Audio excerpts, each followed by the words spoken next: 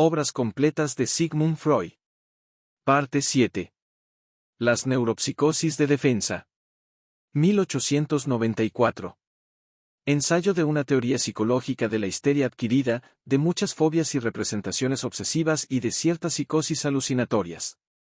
El detenido estudio de varios enfermos nerviosos aquejados de fobias y representaciones obsesivas nos sugirió un intento de explicación de esos síntomas, que ulteriormente nos ha permitido descubrir el origen de tales representaciones patológicas en otros nuevos casos, razón por la cual lo creemos digno de publicación y examen. Simultáneamente a esta teoría psicológica de las fobias y las representaciones obsesivas, resultó de nuestra observación de los enfermos una aportación a la teoría de la histeria, o más bien una modificación de tal teoría, modificación que responde a un importante carácter común a la histeria y a la neurosis mencionada. Hemos tenido, además, ocasión de penetrar en el mecanismo psicológico de una forma patológica de innegable carácter psíquico, y al hacerlo hallamos que la orientación de nuestro nuevo punto de vista permitía establecer un visible enlace entre tales psicosis y las dos neurosis a que nos venimos refiriendo. Al final del presente ensayo expondremos la hipótesis auxiliar, de la que en los tres casos indicados nos hemos servido. 1. Comenzaremos por presentar la modificación que nos parece indispensable introducir en la teoría de la neurosis histérica.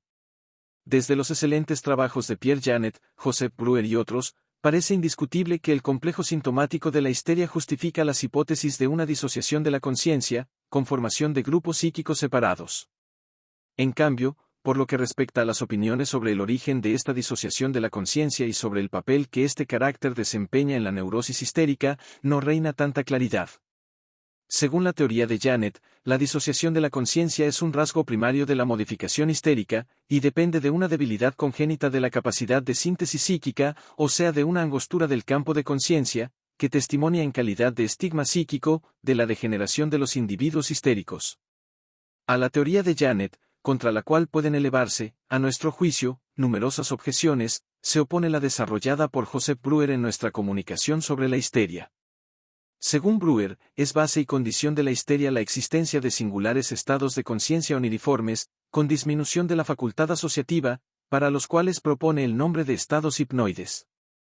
La disociación de la conciencia es entonces una disociación secundaria adquirida, motivada por el hecho de que las representaciones surgidas en los estados hipnoides se hallan excluidas del comercio asociativo con los restantes contenidos de la conciencia. Como prueba de nuestras anteriores afirmaciones, podemos presentar ahora dos o tres formas extremas de la histeria, en las cuales no puede considerarse primaria, en el sentido de Janet, la disociación de la conciencia. En la primera de dichas formas nos ha sido posible demostrar repetidas veces que la disociación del contenido de la conciencia es consecuencia de una volición del enfermo, siendo iniciada por un esfuerzo de la voluntad, cuyo motivo puede ser determinado. Naturalmente, no afirmamos con esto que el enfermo se proponga provocar una disociación de la conciencia. La intención del enfermo es muy otra, y no llega a cumplirse, acarreando, en cambio, una disociación de la conciencia. En una tercera forma de la histeria, que se no ha descubierto en el análisis psíquico, 89, de enfermos inteligentes, desempeña la disociación de la conciencia un papel insignificante o quizá nulo.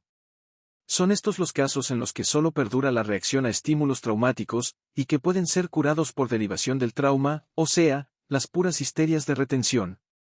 A los fines de nuestro estudio de las fobias y las representaciones obsesivas solo nos interesa la segunda forma de la histeria, a la cual damos, por motivos fácilmente visibles, el nombre de histeria de defensa, distinguiéndola así de las histerias hipnoides y de las de retención. Igualmente podríamos presentar por lo pronto estos casos de histeria como adquiridos, pues en ellos no podrá hablarse para nada de una grave tara hereditaria ni de una propia disminución degenerativa. Los dos pacientes por mí analizados habían gozado, en efecto, de salud psíquica hasta el momento en que surgió en su vida de representación un caso de incompatibilidad, que esto es, hasta que llegó a su yo una experiencia, una representación o una sensación, que al despertar un afecto penosísimo movieron al sujeto a decidir olvidarlos, no juzgándose con fuerzas suficientes para resolver por medio de una labor mental la contradicción entre su yo y la representación intolerable. Tales representaciones intolerables florecen casi siempre, tratándose de sujetos femeninos, en el terreno de la experiencia o la sensibilidad sexuales, y las enfermas recuerdan con toda la precisión deseable sus esfuerzos para rechazarlas y su propósito de dominarlas y no pensar en ellas. Nuestra actividad clínica nos ha dado a conocer multitud de casos de este género, entre los que citaremos el de una muchacha que, hallándose asistiendo a su padre enfermo, se reprochaba duramente pensar en un joven que la había hecho experimentar una ligera impresión erótica. 90. El de una institutriz, enamorada del señor de la casa, que decidió ahogar su amorosa inclinación por un sentimiento de orgullo. 91. No puedo afirmar que tal esfuerzo de la voluntad por expulsar del pensamiento algo determinado sea un acto patológico, ni tampoco que aquellas personas que bajo iguales influencias psíquicas permanecen sanas, consigan realmente el deseado olvido. Solo sé que en los pacientes por mí analizados no había sido nunca alcanzado, llevándolos, en cambio, a diversas reacciones patológicas, que produjeron, bien una histeria, bien una representación obsesiva o una psicosis alucinatoria. En la capacidad de provocar con el indicado esfuerzo de la voluntad uno de dichos estados, enlazados todos con una disociación de la conciencia, hemos de ver la expresión de una disposición patológica, que, sin embargo, no ha de identificarse necesariamente con una degeneración personal o hereditaria. Sobre el camino que conduce desde el esfuerzo de voluntad del paciente hasta la emergencia del síntoma histérico me he formado una opinión, que en el lenguaje abstracto psicológico usual puede formularse aproximadamente como sigue: la labor que el yo se plantea de considerar como non arrivé la representación intolerable es directamente insoluble para él, ni la huella mnémica ni el afecto a ella inherente pueden ser hechos desaparecer una vez surgidos. Pero hay algo que puede considerarse equivalente a la solución deseada, y es lograr debilitar la representación de que se trate, despojándola del afecto a ella inherente, que esto es, de la magnitud de estímulo que consigo trae. La representación así debilitada no aspirará ya a la asociación. Más la magnitud de estímulo de ella separada habrá de encontrar un distinto empleo. Hasta aquí muestran la histeria y las fobias y representaciones obsesivas iguales procesos. No así en adelante. En la histeria, la representación intolerable queda hecha inofensiva por la transformación de su magnitud de estímulo en excitaciones somáticas, proceso para el cual proponemos el nombre de conversión. La conversión puede ser total o parcial, y sucede aquella inervación motora o sensorial más o menos íntimamente enlazada con el suceso traumático. El yo consigue con ello verse libre de contradicción, pero, en cambio, carga con un símbolo mnémico que en calidad de inervación motora insoluble o de sensación alucinatoria de continuo retorno habita como un parásito en la conciencia y perdura hasta que tiene lugar una conversión opuesta. La huella mnémica no desaparece por ello, sino que forma a partir de aquí el nódulo de un segundo grupo psíquico.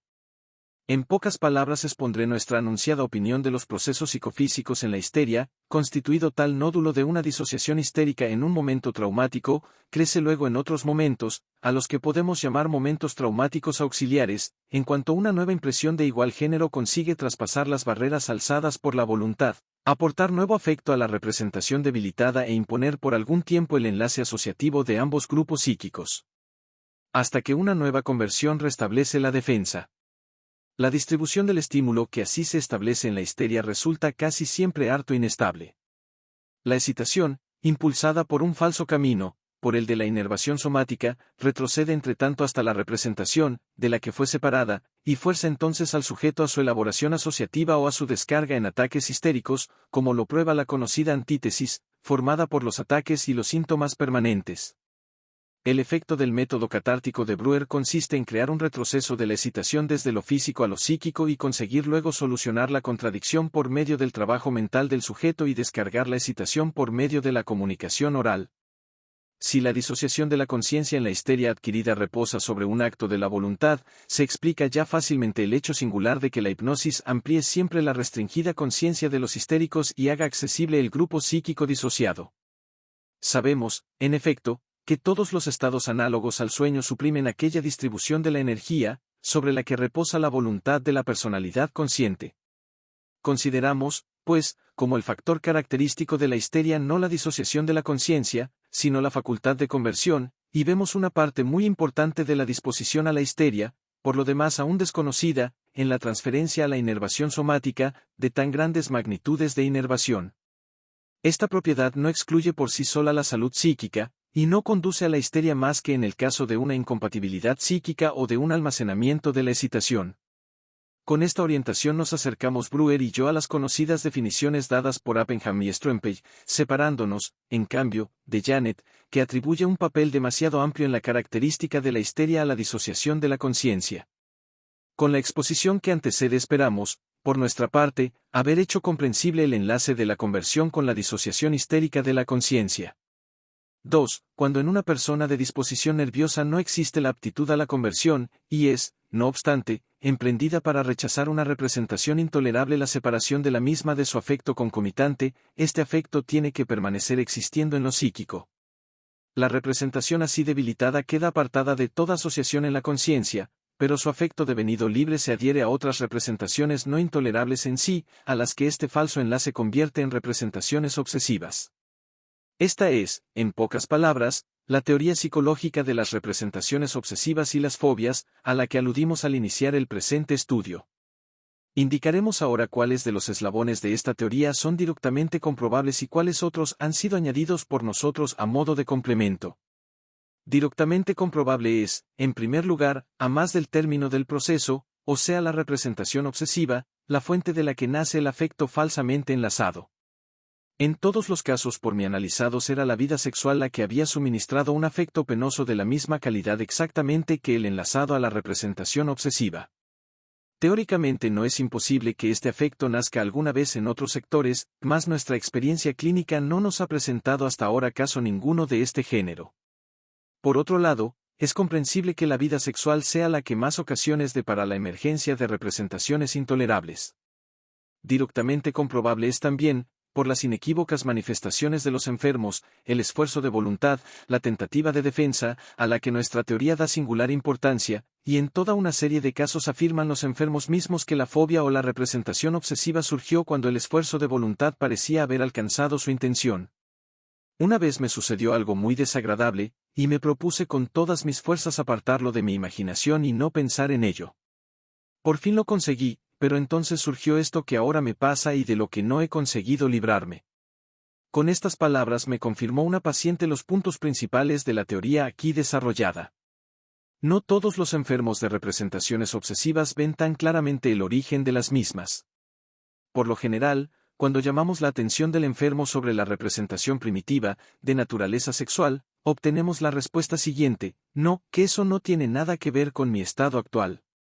Nunca pensé mucho en ello. Al principio sí me asustó un poco, pero luego dejó de preocuparme, y no me ha vuelto a intranquilizar. Esta objeción tan frecuente integra una prueba de que la representación obsesiva constituye un sustitutivo o un subrogado de la representación sexual intolerable y la ha sustituido en la conciencia.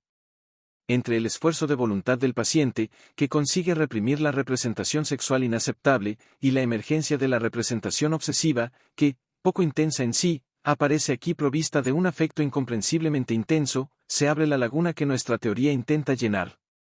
La separación de la representación sexual de su afecto, y el enlace del mismo con otra representación adecuada, pero no intolerable, son procesos que se desarrollan sin que la conciencia tenga noticia de ellos, y que, por tanto, solo podemos suponer, sin que nos sea dable demostrarlos por medio de un análisis clínico-psicológico.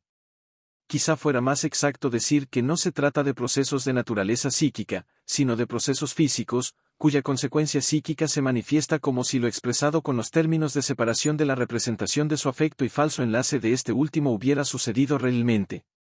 Junto a los casos que demuestran una sucesión de la representación sexual intolerable y la representación obsesiva hallamos otros, en los que se nos muestra una coexistencia de representaciones obsesivas y representaciones sexuales de carácter penoso. Estas últimas no pueden calificarse apropiadamente de representaciones obsesivas sexuales, pues carecen de un carácter esencial de las representaciones obsesivas, toda vez que se muestran perfectamente justificadas, mientras que el carácter penoso de las representaciones obsesivas comunes constituye un problema para el médico y para el enfermo. En cuanto me ha sido dado penetrar en casos de este género, he podido comprobar que se trata de una defensa continuada contra representaciones sexuales distintas, incesantemente emergentes, o sea, de una labor que no había llegado a término. Los enfermos suelen ocultar sus representaciones obsesivas en tanto tienen conciencia de su procedencia sexual. Cuando se lamentan de ellas manifiestan generalmente su asombro de sucumbir al efecto correspondiente, angustiarse, experimentar determinados impulsos, etc. En cambio, el médico, perito en la materia, encuentra justificado y comprensible el afecto, hallando tan solo singular su enlace con una representación que no lo justifica. O dicho de otro modo, el afecto de la representación obsesiva le parece dislocado o transpuesto, y si ha adoptado la teoría aquí descrita, intentará en toda una serie de casos de representaciones obsesivas su transposición regresiva a lo sexual.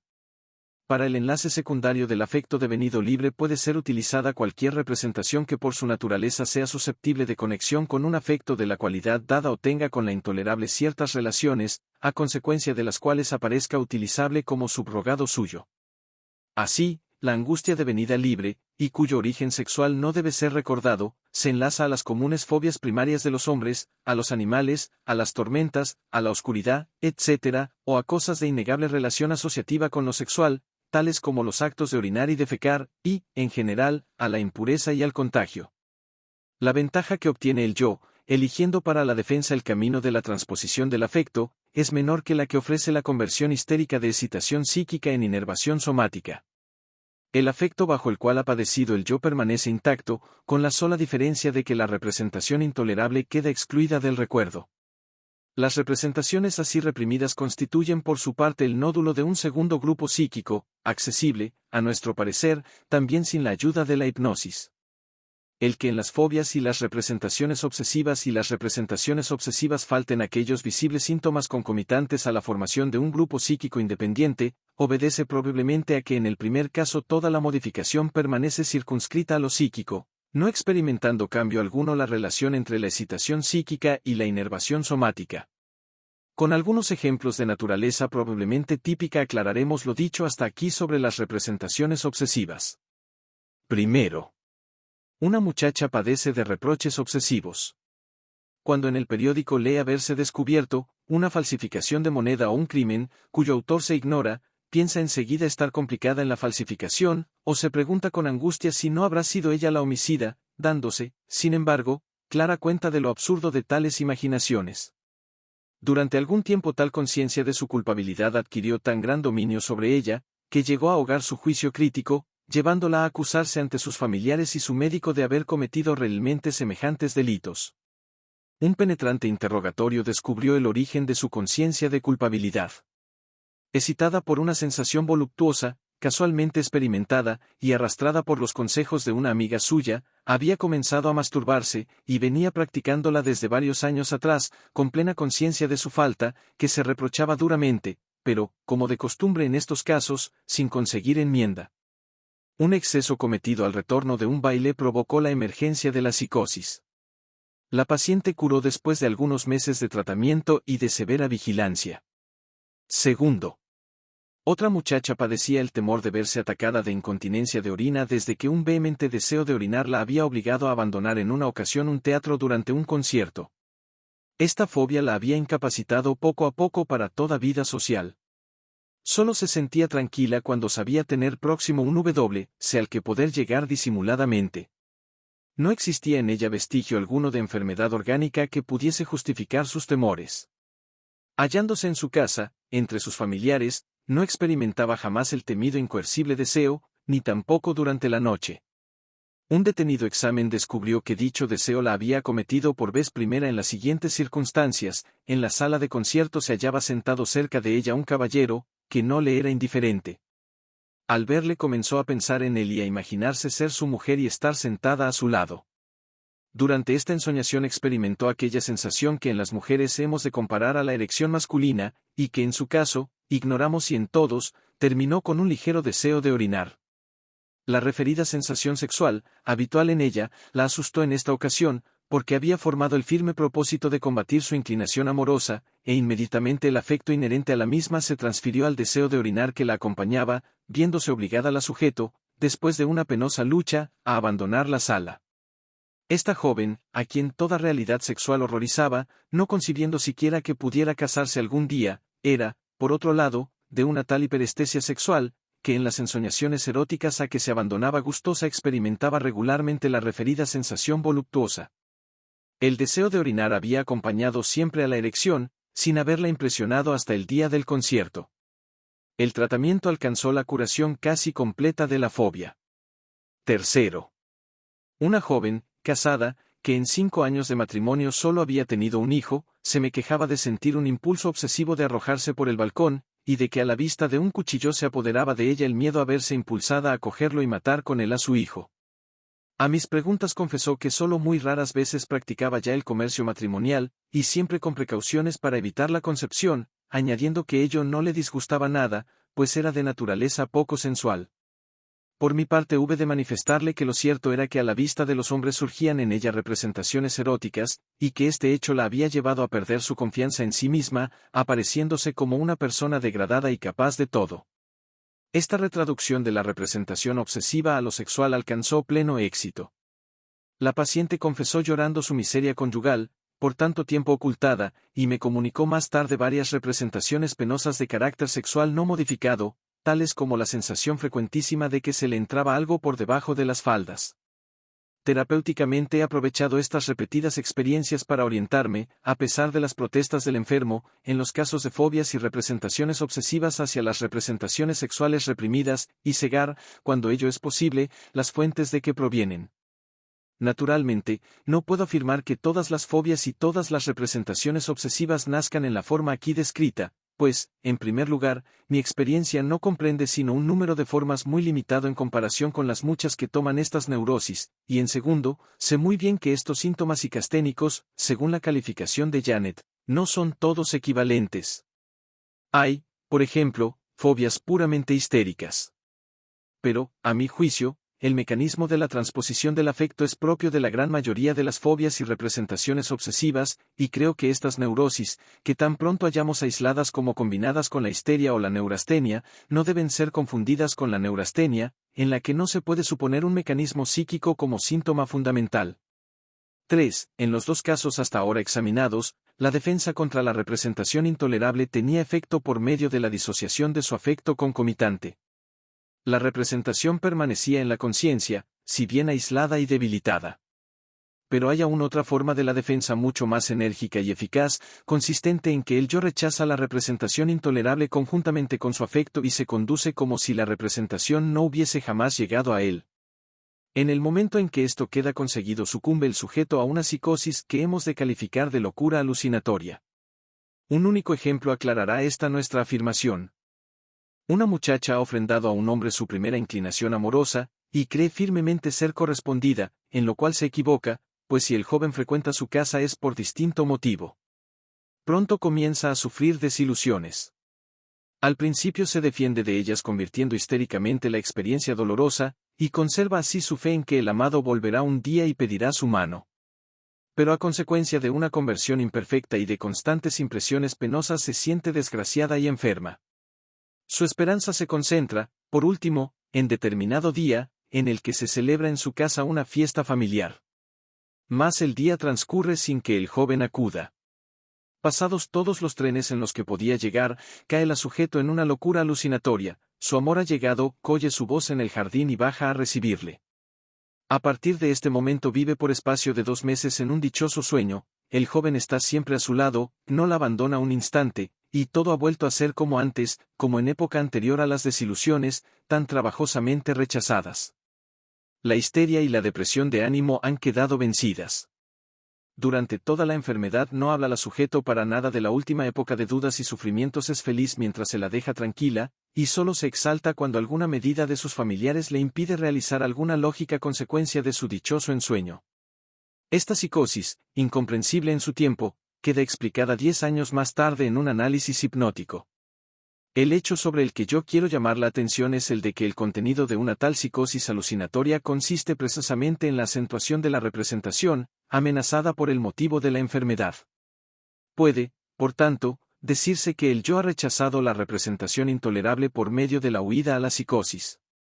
El proceso que lleva a este resultado escapa tanto a la autopercepción del sujeto como el análisis psicológico clínico. Debe ser considerado como la expresión de una elevada disposición patológica y puede, quizá, describirse como sigue: el yo se separa de la representación intolerable, pero ésta se halla inseparablemente unida a un trozo de la realidad, y al desligarse de ella, el yo se desliga también, total o parcialmente, de la realidad. Esto último es, a mi juicio, la condición para reconocer a las propias representaciones vida alucinatoria, y con ello cae el sujeto, una vez alcanzada la repulsa de la representación intolerable, en la locura alucinatoria. No dispongo sino de muy pocos análisis de psicosis de este género, pero creo ha de tratarse de un tipo muy frecuentemente utilizado de enfermedad psíquica, pues en ningún manicomio faltan los casos, análogamente interpretables, de la madre que, enajenada por la muerte de su hijo, mece incansablemente en sus brazos un trozo de madera, o de la novia despreciada, que todos los días espera, durante años y años, la llegada de su novio, y se compone para recibirle. No es, quizá, superfluo acentuar que las tres formas de la defensa aquí descritas, y con ellas las tres formas de enfermedad, a las que la defensa lleva, pueden presentarse reunidas en una misma persona. La aparición simultánea de fobias y síntomas histéricos, tan frecuentemente observada en la práctica, es uno de los factores que dificultan la separación de la histeria de las demás neurosis, y obligan a establecer las neurosis mixtas. La locura alucinatoria no es con frecuencia compatible con la perduración de la histeria, ni por lo regular con la de las representaciones obsesivas. En cambio, no es nada raro que una psicosis de defensa irrumpa episódicamente en el curso de una neurosis histérica o mixta. Recordaré, por último, con pocas palabras, la idea auxiliar, de la cual me he servido en esta descripción, de las neurosis de defensa. Tal idea es la de que en las funciones psíquicas debe distinguirse algo, montante del afecto, magnitud de la excitación, que tiene todas las propiedades de una cantidad, aunque no poseamos medio alguno de medirlo, algo susceptible de aumento, disminución, desplazamiento y descarga, que se extiende por las huellas mnémicas de las representaciones como una carga eléctrica por las superficies de los cuerpos.